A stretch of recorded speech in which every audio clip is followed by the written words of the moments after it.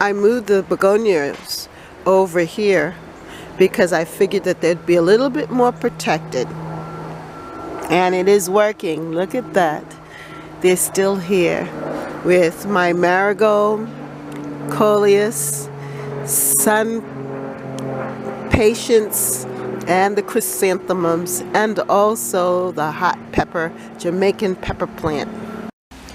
Look what I have discovered, that my cucumber plant has actually flowered. Yes, right here.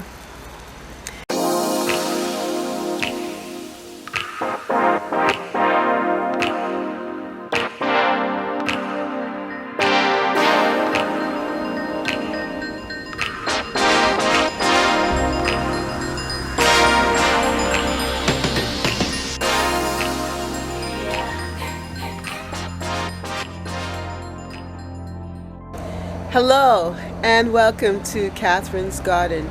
It's so good to be with you here today. Today is October 8th, and a couple of days back I was complaining about the temperature and the fact that the frost, it seemed like we were going to have an early frost season. And yes, we experienced some cold nights there in the 40s and heading almost to the 30s, 39, 38. And I was afraid that my begonias, my tuberous begonias, were not going to make it, and neither was my angel trumpet trees. I didn't think they were going to make it either. But both of them, both plants, they did survive the cold. And now I'm just hoping that I can hold on to them for just a little while longer in the garden.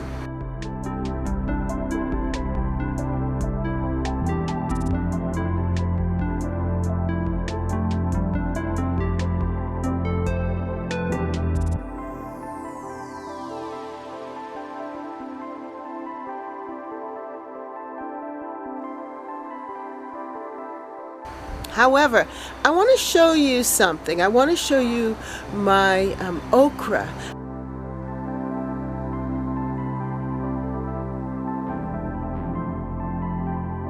I had purchased some okra seeds from Baker's Creek catalog.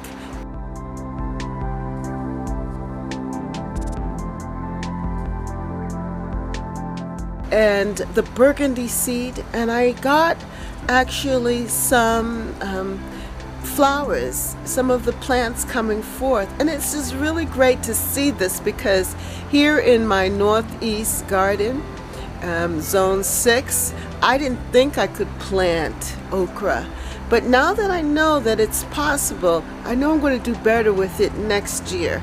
But I want you to see my process and see what I did. And also, I had gotten some seedlings from a lady gardener that usually gives us our starts, and I had planted that, but they kept on dying out and withering. But what I see is that directly sowing the okra seeds in the ground here actually is the best thing to do, and that if you give them the right location, if you give them the right soil, that the seed will germinate and that it will come forth. So let's take a look at that, and I'm going to give you a little recap of my experience with okra and planting okra seeds in the ground.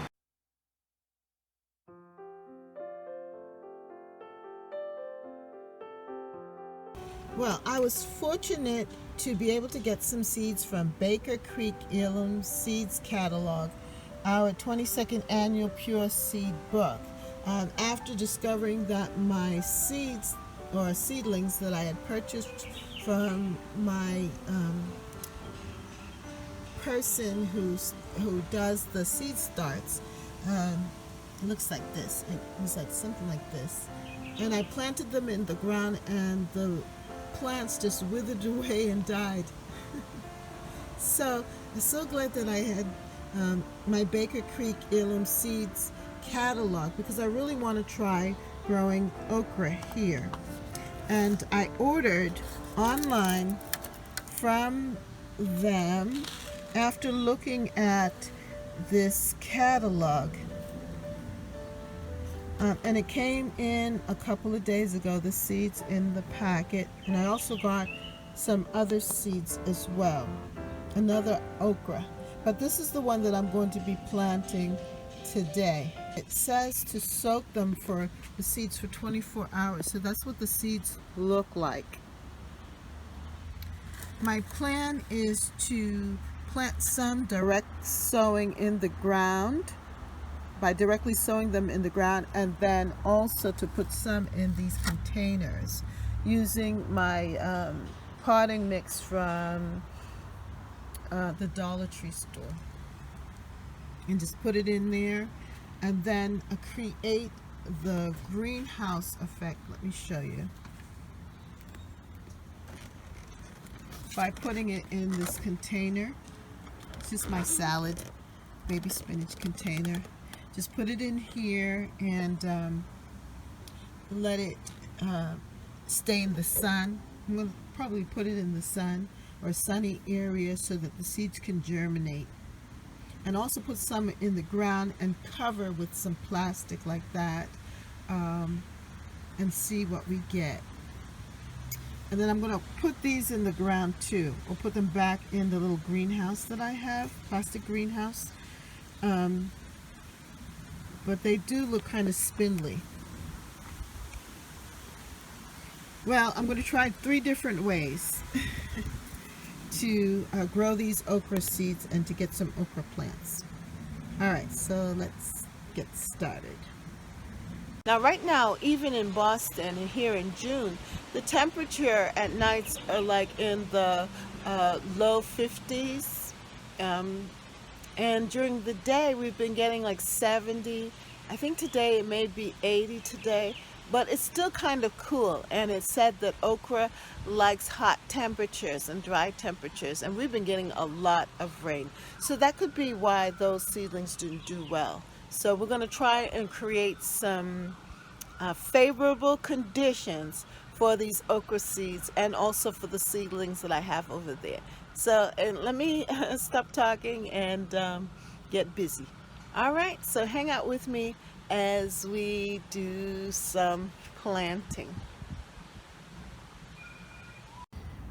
Okay, so let's take a look at this package and see what it has to say and what we need to do.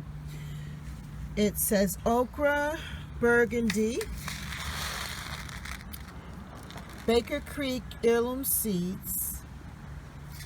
Then on the back it says burgundy okra, 1983 AAS winner. Pods are beautiful, deep red. Stems are also red, very tender and delicious, ornamental tasting. Planting instructions: soak seeds for 24 hours. Direct seed after last spring frost. Pick pods while young and tender. Loves heat and humid or dry conditions. More details at rareseeds.com. And then on the side it gives some more information. It says sprouts in 7 to 14 days. Ideal temp 75 to 90. And right now, in the evenings or nights, it's like in the 50s here. And we're just barely hitting 70, 73 during the day. So I'm going to have to give them a little more TLC and put it in my little greenhouse or covered, or create some sort of condition in which it can get some more heat. Seed depth 1/2 to 1 inch. Plant spacing 18 inches apart. Frost hardy, no. Min full sun 8 to 12 hours. That means that I'm going to have to put it definitely in the front garden where there is more sun. So it's good to see that information there so that we'll have more success this time with the seeds. All right.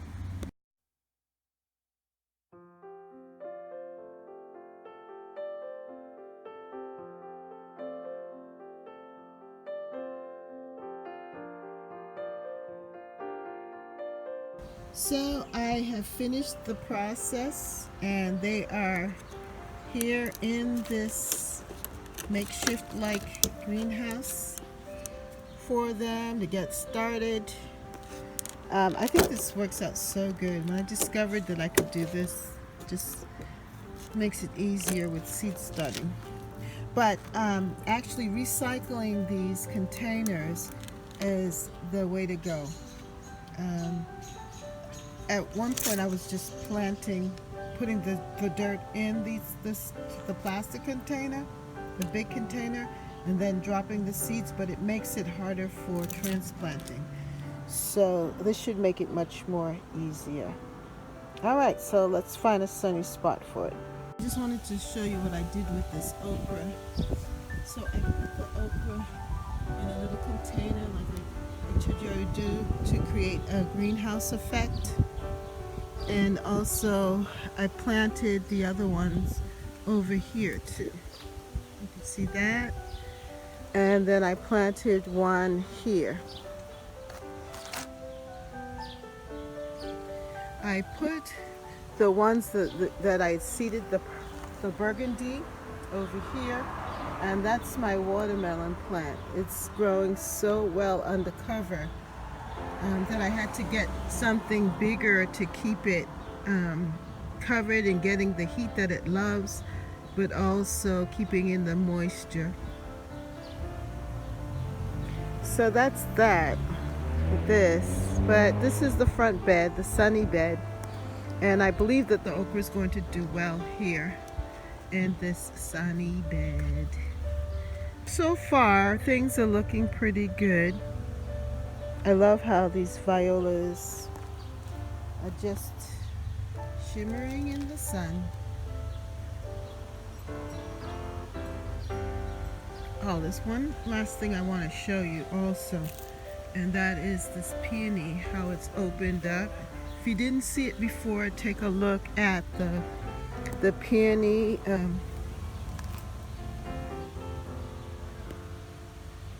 That's how it looks filled out when it's completely bloomed.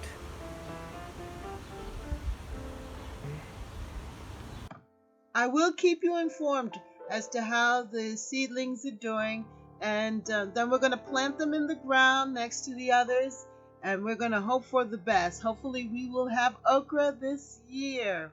Directly sowing the okra seeds in the ground here actually is the best thing to do, and that if you give them the right location, if you give them the right soil, that the seed will germinate and that it will come forth. So let's take a look at that. So I planted here this okra, and look at that. I actually have okra here. I think what I'm going to do is let it go to seed, and then next year plant the seeds out. Now this is my purpurella, and it's about to seed all over the place. But that's okay. But this is what I wanted you to see, and look how pretty this is. I love the burgundy color of this burgundy okra, and it was, as I said, direct sown here. I just decided to throw the seeds there, and the plant came up, which is really nice. Now I also have a different okra over here.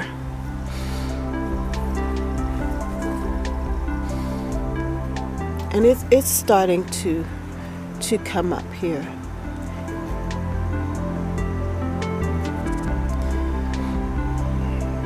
It didn't fare as well on this side. I think it will do better over there, and I think I'm going to provide like a hedge for it. Here's one. As you can see, I have a lot of work to do and clean up. This is, oh, here's one here. You see that? That's the okra plant. And then I have here this basil. Oh, it's going to seed. It smells so good. But this is what I want to do, is to possibly use even this same area here for the okra so that it can grow and have more space. And my zinnias are still doing well. Now these are direct sown zinnias. And here's a quick look at the garden. It's looking rough, beat up, but still good.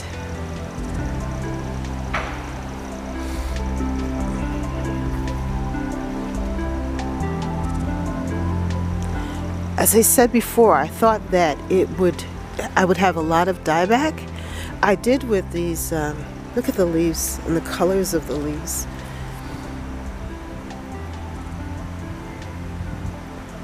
I had a lot of dieback with the purple perella. They couldn't stand the cold, and then the leaves were changing color.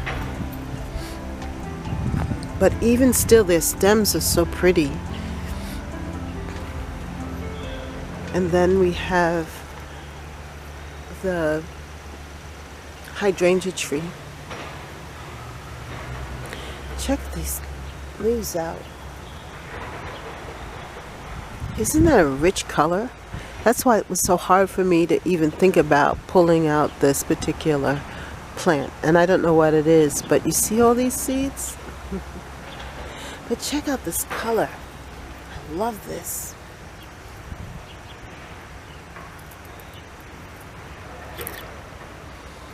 It really does give great fall color, and even though things have died back like this, still the garden is so beautiful with color.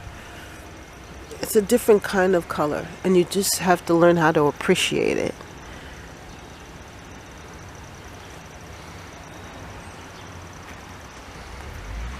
Wow, I just found a squash down here.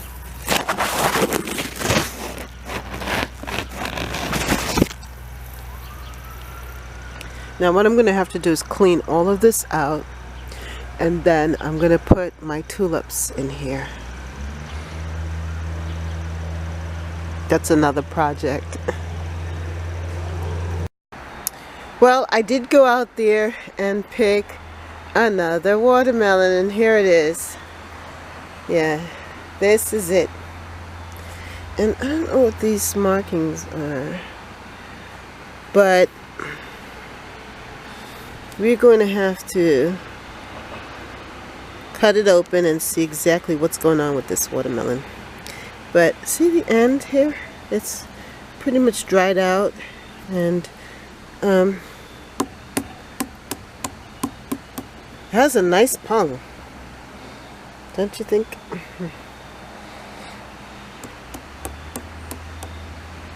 It has a nice sound. So I think we are going to probably have a good watermelon to eat. And I just wanted you to see what was happening also with these cucumber plants. Oh my goodness, my cucumber plant is actually flowering. Look at that. It's developing cucumbers. Wow. That is so spectacular. Let's check the other ones, see if they have any fruiting going on here.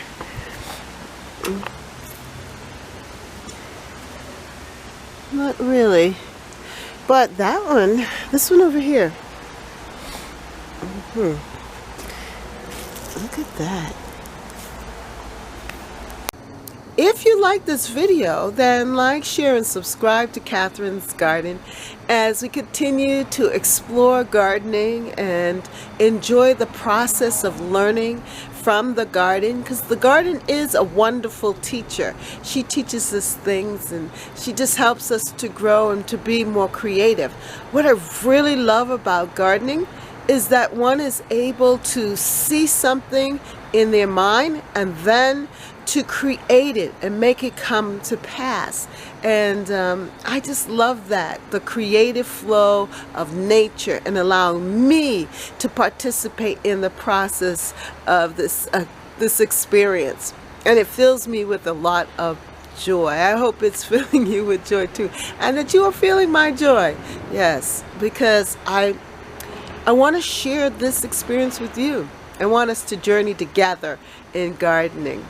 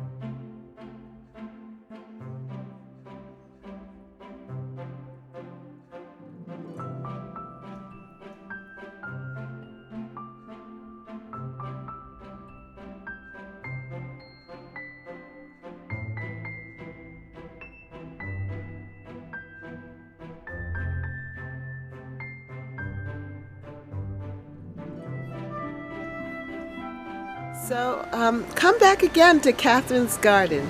Yes, see you next time in Catherine's Garden. Bye.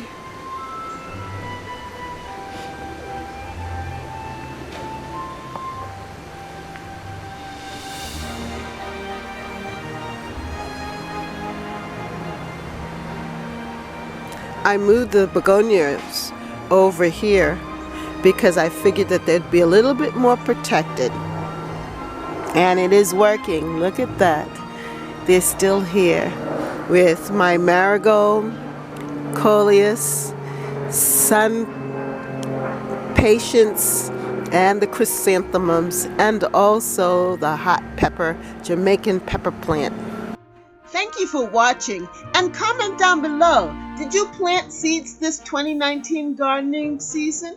And how did it come out? Were you successful? Leave a comment down below. I would like to hear your success. And also remember to like and subscribe to Catherine's Garden. See you again next time. Come on back to Catherine's Garden. Bye.